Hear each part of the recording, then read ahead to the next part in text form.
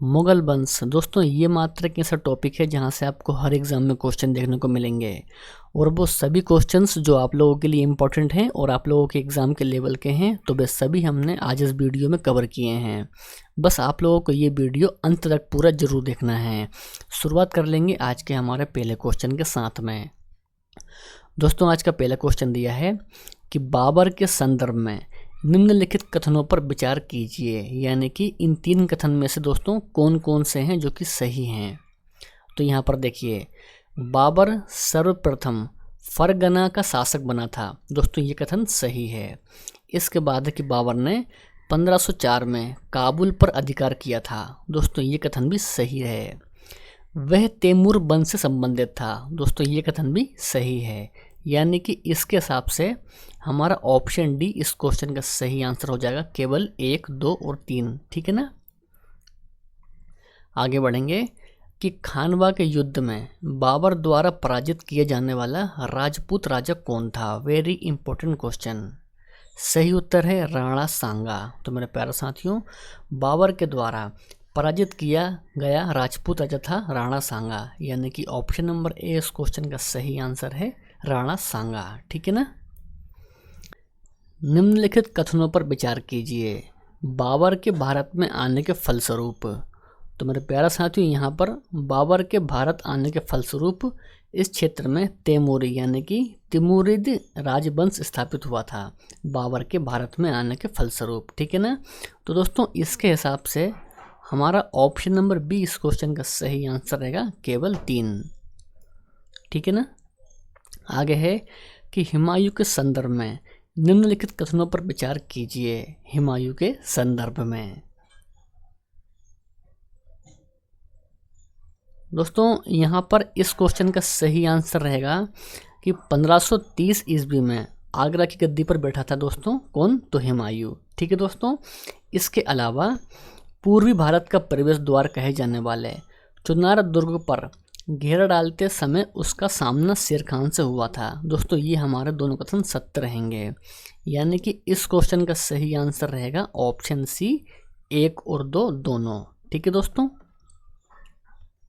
आगे बढ़ेंगे कि अकबर अपना धार्मिक विचार विमर्श कहाँ पर करता था। वेरी इंपॉर्टेंट क्वेश्चन दोस्तों। सही उत्तर है इबादत खाना। दोस्तों तो अकबर अपना धार्मिक विचार विमर्श करता था इबादत खाने में। राइट आंसर इस क्वेश्चन का रहेगा ऑप्शन नंबर सी। कृषकों की सहायता के लिए किस मध्यकालीन भारतीय शासक ने पट्टा एवं कबूलियत की व्यवस्था प्रारंभ की थी। Very important question. तो मेरे प्यारे साथियों, पट्टा एवं कबूलियत की व्यवस्था प्रारंभ की थी शेर शाह ने। दोस्तों शेर शाह हमारे 6वें क्वेश्चन का सही आंसर है। सूची 1 को सूची 2 से सम्मिलित कीजिए।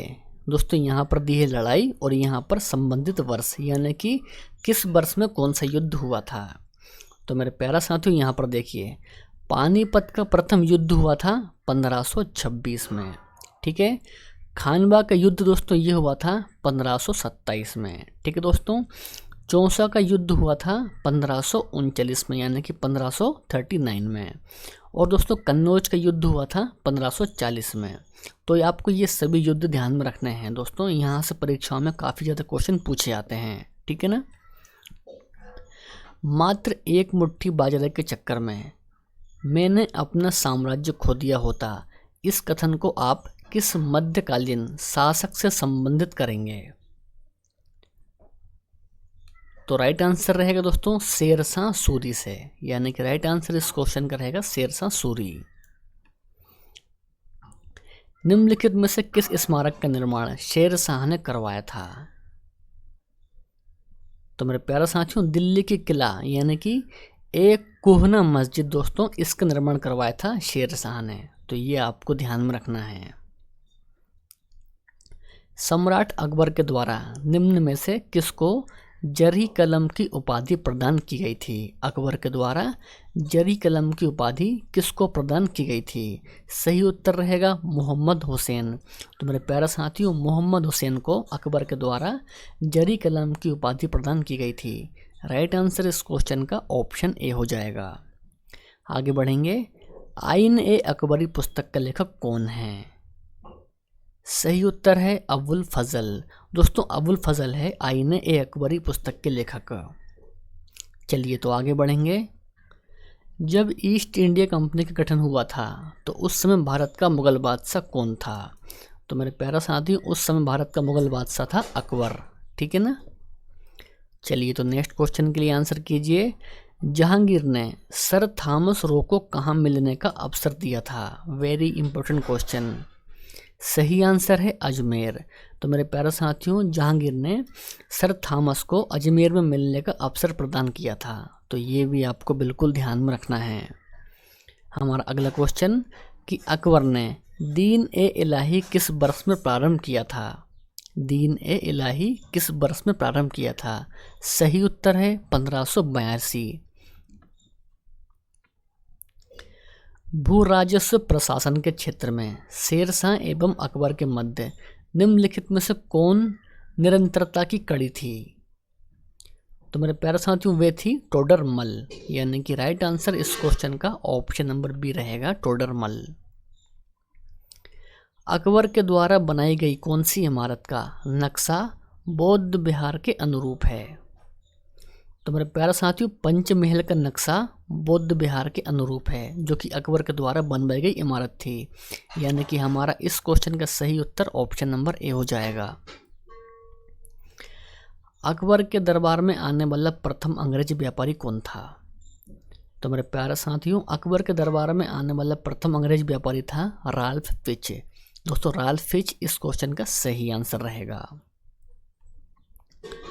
अगला हमारा क्वेश्चन कि दो अस्पा एवं सिंह अस्पा प्रथा किसने प्रारंभ की थी? वेरी इंपॉर्टेंट क्वेश्चन दोस्तों, स्टार मार्क कीजिए। तो मेरे प्यारे साथियों, जहांगीर ने प्रारंभ की थी दो अस्पा एवं सिंह अस्पा प्रथा को। तो ये आपको दोस्तों बिल्कुल ध्यान में रखना है। आगे है कि किस मुगल शासक ने तंबाकू के प्रयोग पर निषेध किया था? तंबाकू के प्रयोग पर निषेध करने वाला मुगल शासक कौन था? दोस्तों वे था जहांगीर। महाभारत के फारसी अनुवाद का शीर्षक है। दोस्तों आपको बताना है कि क्या है महाभारत के फारसी अनुवाद का शीर्षक। तो मेरे प्यारे साथियों, वह है राज्यनामा। दोस्तों राज्यनामा है महाभारत के फारसी अनुवाद का शीर्षक।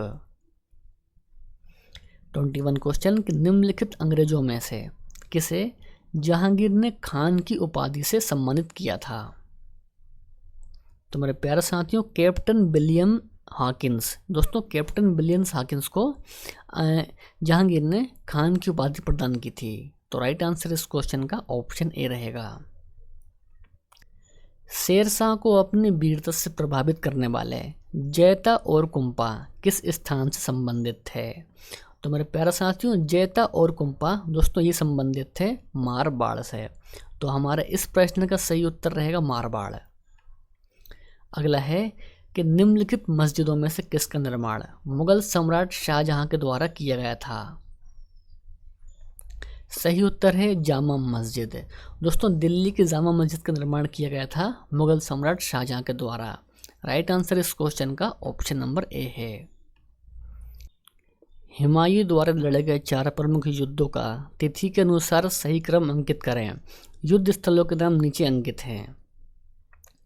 तो मेरे प्यारे साथियों, हुमायूं के द्वारा लड़े गए पहला युद्ध था देवरा का, फिर चौसा का, फिर कन्नौज और फिर सरहिंद।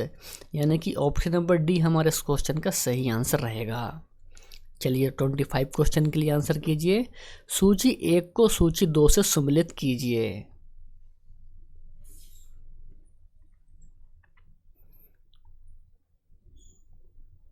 दोस्तों देखिए, बाबर का मकबरा काबुल में है, ठीक है ना।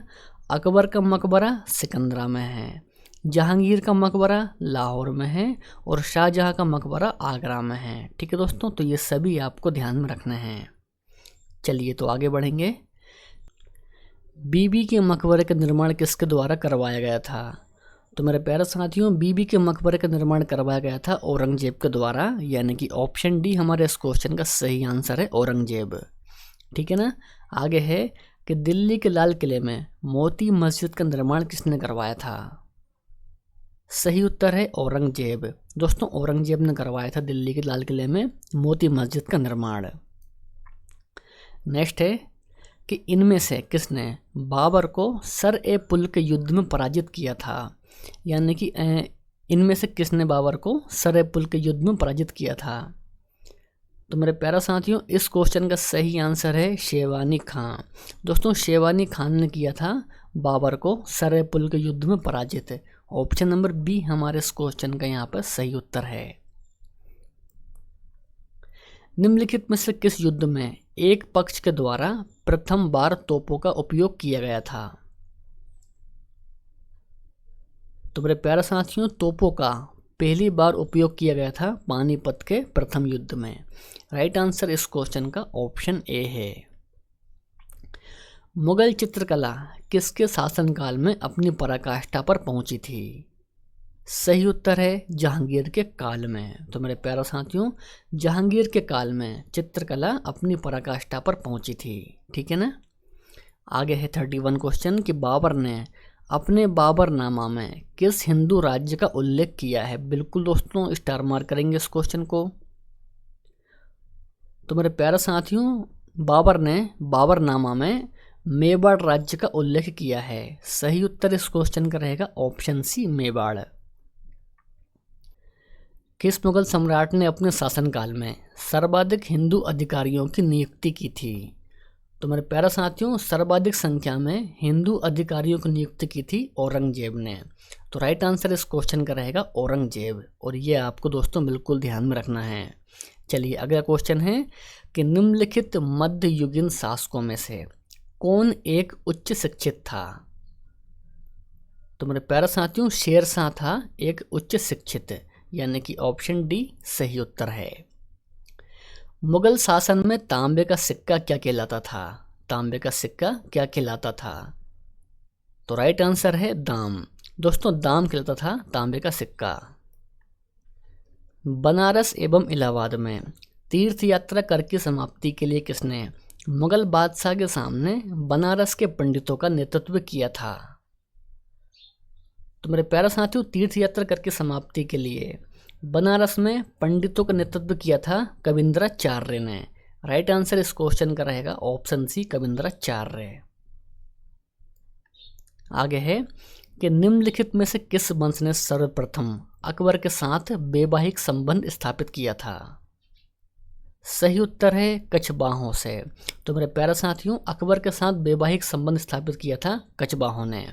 ऑप्शन बी इस क्वेश्चन का सही आंसर है। आगे है कि निम्नलिखित में से किस मुस्लिम शासक ने तीर्थ यात्रा कर समाप्त कर दिया था। दोस्तों अकबर ने किया था तीर्थ यात्रा कर समाप्त। आगे है निम्नलिखित बादशाहों में से किसको एक प्रबुद्ध निरंकुश कहा जा सकता है। तो मेरे प्यारे साथियों प्रबुद्ध निरंकुश कहा जा सकता है अकबर को। राइट आंसर इस क्वेश्चन का रहेगा अकबर। अगला क्वेश्चन कि अकबर के शासनकाल में पुनर्गठित केंद्रीय प्रशासन तंत्र के अंतर्गत सैनिक विभाग का प्रमुख था। तो मेरे प्यारे साथियों सैनिक विभाग का प्रमुख था Mir Bakshi. Option number B इस क्वेश्चन का सही उत्तर है। अगला क्वेश्चन दोस्तों कि मुगल कालीन प्रशासन में परगना किसे कहते थे। बिल्कुल दोस्तों टॉप लेवल का क्वेश्चन है। तो मेरे प्यारे साथियों परगना कहते थे कई गांवों के समूह को। तो राइट आंसर इस क्वेश्चन का रहेगा ऑप्शन नंबर ए कि कई गांवों के समूह को कहते थे परगना। आगे है कि निम्नलिखित में से किस सुल्तान ने प्रथम हजरत आला की उपाधि स्वीकृत की और बाद में सुल्तान की।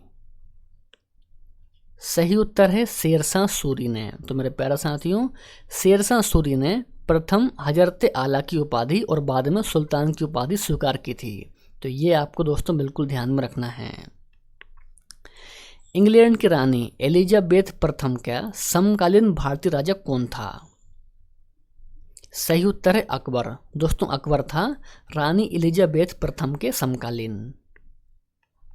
आगे है कि मुगल प्रशासन में मुहत्सिब कौन था। मुहत्सिब कौन था मुगल प्रशासन में। तो सही उत्तर होता है लोक आचरण अधिकारी। दोस्तों लोक आचरण अधिकारी था मुगल प्रशासन में मुहतसिब। औरंगजेब ने किसको शाही बात उज जमाने की उपाधि प्रदान की थी? तो मेरे प्यारे साथियों, शाही बात उज जमाने की उपाधि प्रदान की थी जहां आरा को औरंगजेब ने। तो ऑप्शन नंबर सी हमारे इस क्वेश्चन का सही आंसर है, जहां आरा। आगे है, किस मुगल बादशाह ने बलबन के द्वारा प्रारंभ किया गया दरबारी रिवाज सजदा समाप्त कर दिया था? सजदा समाप्त किसने किया था? तो सही उत्तर होता है दोस्तों इस क्वेश्चन का शाहजहां ने किया था समाप्त सजदा। मुगल शहजादा जिसने श्रीनगर गढ़वाल में आश्रय लिया था? सही उत्तर है सुलेमान शिकोह। दोस्तों सुलेमान शिकोह ने लिया था श्रीनगर में गढ़वाल में आश्रय। इनमें से किसे शाहजहां ने शाह बुलंद इकबाल की पदवी दी थी? तो मेरे प्यारे साथियों, शाहजहां ने शाह बुलंद इकबाल की पदवी दी थी दारा शिकोह को। राइट आंसर इस क्वेश्चन का रहेगा दारा शिकोह। आगे है कि मुगल प्रशासन में मदद ए माश इंगित करता है? तो मेरे प्यारे साथियों, मदद ए माश इंगित करता है विद्वानों को दी जाने वाली राजस्व मुक्त अनुरक्त भूमि को। तो ऑप्शन नंबर बी हमारे इस क्वेश्चन का ये सही उत्तर है। नेक्स्ट है कि औरंगजेब ने दक्षिण में जिन दो राज्यों को विजित किया था वे थे? तो मेरे प्यारे साथियों, वे दो राज्य थे बीजापुर और गोलकुंडा। 1540 ईस्वी में किस युद्ध के पश्चात हुमायूं को हिंदुस्तान से बाहर कर दिया गया था? तो मेरे प्यारे साथियों, इस क्वेश्चन का सही आंसर है कन्नौज। तो मेरे प्यारे साथियों, 1540 में कन्नौज के युद्ध के पश्चात हुमायूं को हिंदुस्तान से बाहर कर दिया गया था। सही उत्तर इस क्वेश्चन का रहेगा कन्नौज। निम्न में से कौन सा राज्य शाहजहां के साम्राज्य का सर्वप्रथम अभिन्न अंग बन गया था? तो मेरे प्यारे साथियों, अहमदनगर बन गया था शाहजहां के साम्राज्य का सर्वप्रथम अभिन्न अंग। तो ऑप्शन नंबर बी हमारे इस क्वेश्चन का सही उत्तर है। दोस्तों आज के लिए बस इतना ही। आज का ये वीडियो आपको कैसा लगा कमेंट बॉक्स में आपकी राय जरूर बताइएगा। वीडियो पसंद आया हो तो वीडियो को लाइक कर दीजिए और चैनल को सब्सक्राइब भी कर लीजिए, ताकि सुबह डेली 9 बजे आपको ऐसी वीडियो का नोटिफिकेशन मिलता रहे। तो मिलेंगे हम नेक्स्ट वीडियो में। जय हिंद, वंदे मातरम।